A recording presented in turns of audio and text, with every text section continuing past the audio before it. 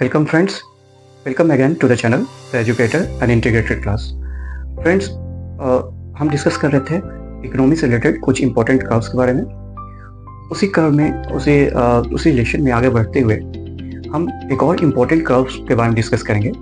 इसका नाम है फिलिप्स कर्व। ये इकोनॉमी में एक इम्पॉर्टेंट कॉन्सेप्ट बेस्ड कर्व है, तो उसे हम डिस्कस करेंगे, जानेंगे ये फिलिप्स कर्व क्या है और इसकी इम्पोर्टेंस क्या है ये भी देखेंगे, और इसके कुछ लिमिटेशंस हैं उसको भी डिस्कस करेंगे। तो इस वीडियो में बने रहें, इस वीडियो में लास्ट तक, क्योंकि ये वीडियो भी काफ़ी इंफॉर्मेटिव होने वाली है आपके एग्जामिनेशन पॉइंट ऑफ व्यू से, और जिसमें हम डिस्कस कर रहे थे इम्पोर्टेंट कर्व्स के। तो फ्रेंड्स आगे बढ़ते हैं, देखते हैं ये क्या होता है फिलिप्स कर्व और इसके क्या इंपॉर्टेंस है वो देखते हैं।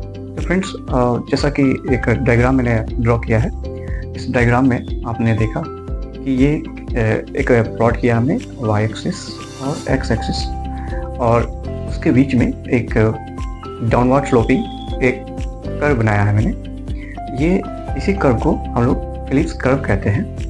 तो ऐसा कर्व क्यों आता है? तो एक तरफ हम देखें इन्फ्लेशन रेट है, वाई एक्सिस पे हमने इन्फ्लेशन रेट को प्लॉट किया है और एक्स एक्सिस पे हमने अनएम्प्लॉयमेंट रेट को प्लॉट किया है। तो इससे रिलेटेड हमें जो ग्राफ मिला है, एक कर्व मिला है, उसे हम फिलिप्स कर्व के नाम से जानेंगे। तो यानी कि अपने पॉइंट पे आते हैं फिलिप्स कर्व। अब आप समझ गए होंगे कि फिलिप्स कर्व जो है वो एक रिलेशनशिप है between inflation rate and unemployment rate. नाम पे बेस्ड है फिलिप्स कर्व के। A.W. फिलिप्स एक इकोनॉमिस्ट थे। 1958 में उन्होंने ये कर्व प्रोपाउंड किया था, ये कॉन्सेप्ट प्रोपाउंड किया था कि क्या आखिर इन्फ्लेशन रेट जो है वो कैसे वेरी करता है on the basis of unemployment rate. तो इन दोनों के बीच में जो उन्होंने रिलेशन डेवलप किया उसे हम लोग फिलिप्स कर्व के नाम से जानते हैं। तो ये रिलेशनशिप जो है एक उन्होंने कहा इन्वर्स रिलेशन, यानी कि ये दोनों जो टर्म्स हैं एक दूसरे से इन्वर्सली जुड़े हुए हैं। इन दोनों के बीच में रिलेशन जो है वो इन्वर्स है, यानी कि इन्फ्लेशन रेट अगर हाई होगा तो आपका अनएम्प्लॉयमेंट रेट जो है वो डिक्रीज होगा और कम होगा। उसी तरह वाइस वर्सा, अगर अनएम्प्लॉयमेंट रेट अधिक हो तो इन्फ्लेशन रेट आपका कम होगा।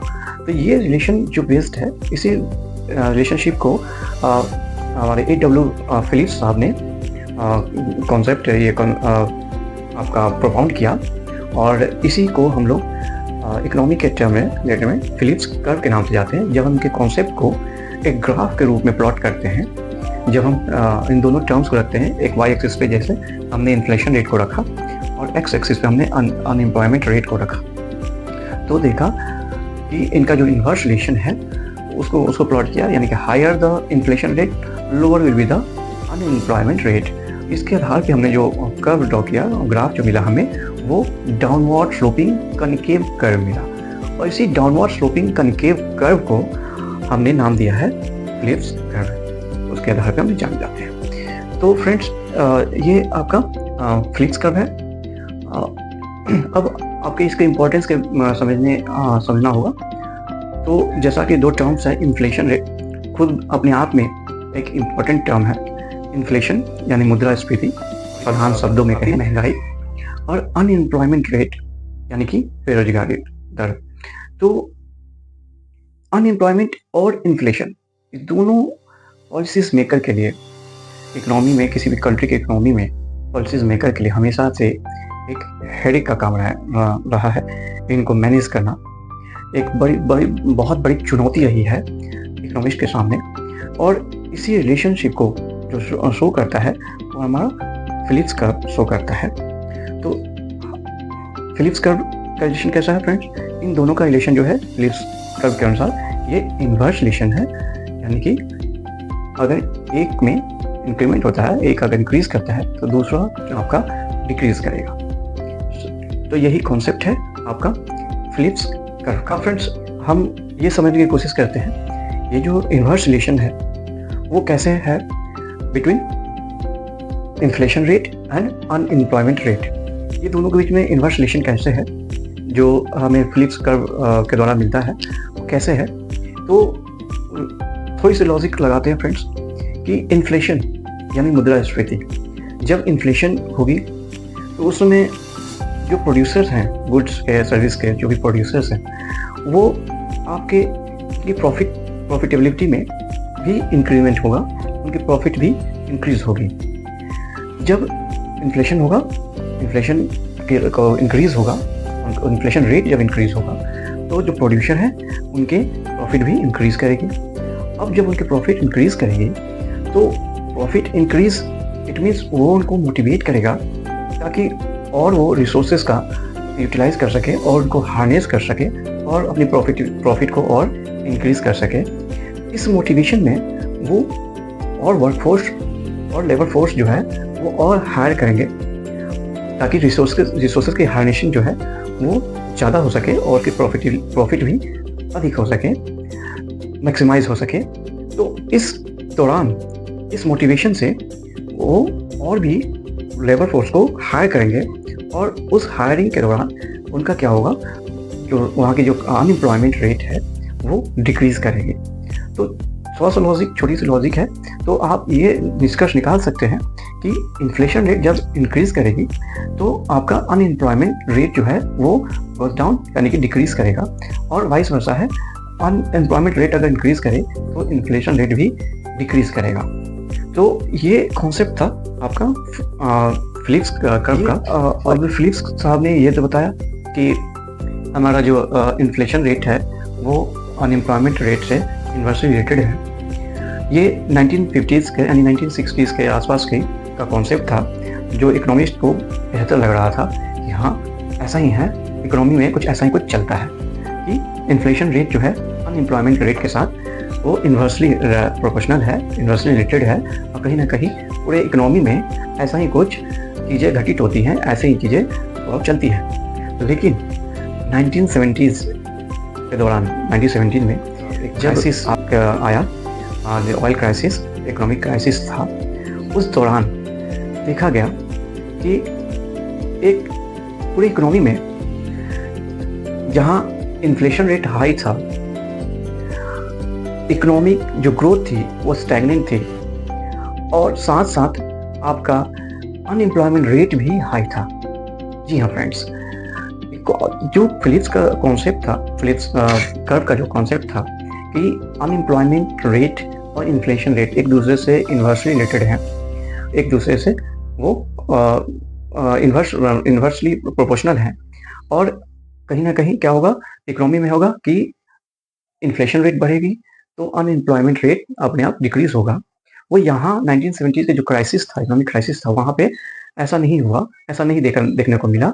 यानी कि उस समय क्या था, उस समय आपकी इन्फ्लेशन रेट भी हाई थी, अनएम्प्लॉयमेंट रेट भी हाई था, और साथ साथ आपका इकोनॉमिक ग्रोथ जो है वो बिल्कुल स्टैग्नेंट था, स्लो डाउन था। अब ऐसे सिचुएशन को स्टैगफ्लेशन कहा गया, जो इकोनॉमी के रिलेटेड है, स्टैगफ्लेशन, इन्फ्लेशन। अब स्टैगफ्लेशन का जो वर्ड है उसको क्वाइनेज एक ब्रिटिश पॉलिटिशियन थे जिन्होंने 1968 में अराउंड 1960s में उन्होंने इस वर्ड को क्वाइन किया था, टर्म दिया था। उनका नाम था इयान मैकलॉयड। ये इयान मैकलॉयड साहब ने ही स्टैगफ्लेशन वर्ड को फर्स्ट टाइम क्वाइन किया था।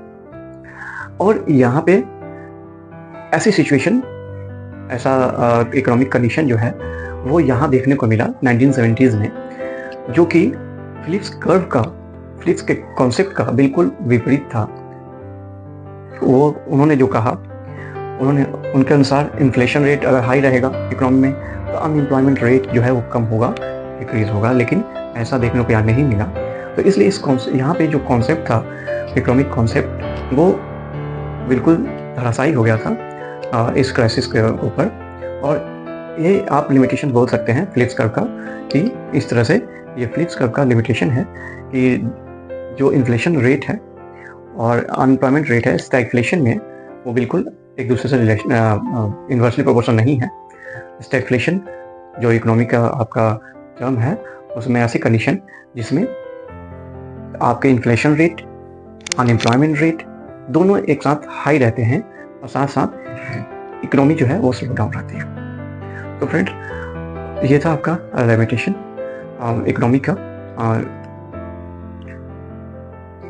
सो फ्रेंड्स, 1970s में जो इकोनॉमिक क्राइसिस आई और जो स्टैगफ्लेशन आई इकोनॉमी में, अमेरिकन इकोनॉमी में, उसने इकोनॉमिस्ट को सोचने पर मजबूर किया कि जो फिलिप्स साहब ने कहा कि अनएम्प्लॉयमेंट और इन्फ्लेशन एक दूसरे के इन्वर्सली रिलेटेड है, वैसा कुछ नहीं है। यानी उसको मॉडिफाइड किया, क्योंकि लॉन्ग टर्म में ये फिलिप्स कर्व जो है वो फेल हो गया था। ऐसा रिलेशनशिप जो था, जो प्रपोज किया था, प्रोपाउंड किया था आपके फिलिप्स साहब ने, वो ऐसा कुछ देखने को नहीं मिला और इन्वर्स रिलेशन नहीं रहा। तो ऐसे ये जो लॉन्ग टर्म में जो रिलेशन है वो फेल हो गया, तो इसलिए इसको मॉडिफाइड किया गया। और 1966 में ही जो मिल्टन फ्रीडमैन साहब ने एक कॉन्सेप्ट दिया था नेहरू का, उसे इसमें ऐड किया गया। नेहरू यानी non accelerating inflationary rate of unemployment, उसे इसमें किया गया। और ये अनएम्प्लॉयमेंट रेट है, minimum unemployment rate below which जो रिलेशनशिप है फिलिप्स कर्व का वो फिट बैठता है। यानी कि अनएम्प्लॉयमेंट रेट डिक्रीज करने पे इन्फ्लेशन रेट आपका इंक्रीज होता है। तो ये नेहरू का कॉन्सेप्ट वहाँ पे इसको दिया गया और ये इसे इसके लिमिटेशंस में जो है वो सुधार किया गया फिलिप्स कर्व में। तो ये लिमिटेशंस था। 19 स्टैगफ्लेशन जो है बोल सकते हैं कि फिलिप्स कर्व का एक लिमिटेशन है। तो फ्रेंड्स, वीडियो को अगर समराइज करते हैं तो हमने इस वीडियो में देखा फिलिप्स कर्व के बारे में, जाना कि फिलिप्स कर्व होता क्या है, इसका शेप क्या है और इसकी इम्पोर्टेंस और लिमिटेशंस भी हमने देखा। तो फ्रेंड्स, अगर मैं और समराइज करूं तो आपने देखा कि फिलिप्स कर्व जो है वो एक रिलेशनशिप बेस्ड कर्व है between unemployment rate and inflation rate of an economy. और ये कैसा रिलेशनशिप है? तो इन्वर्स रिलेशन है दोनों के बीच में अकॉर्डिंग टू फिलिप्स कर्व कि ये अगर इन्फ्लेशन रेट इंक्रीज होती है तो आपका अनएम्प्लॉयमेंट रेट जो है वो डिक्रीज होगी। और इसका लॉजिक हमने देखा।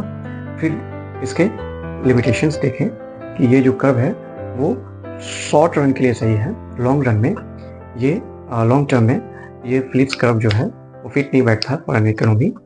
और देखा उसमें कि क्यों, जैसे 1970s में जो स्टैगफ्लेशन आई वो उसने इस कॉन्सेप्ट को थोड़ा सा लिमिटाइज किया।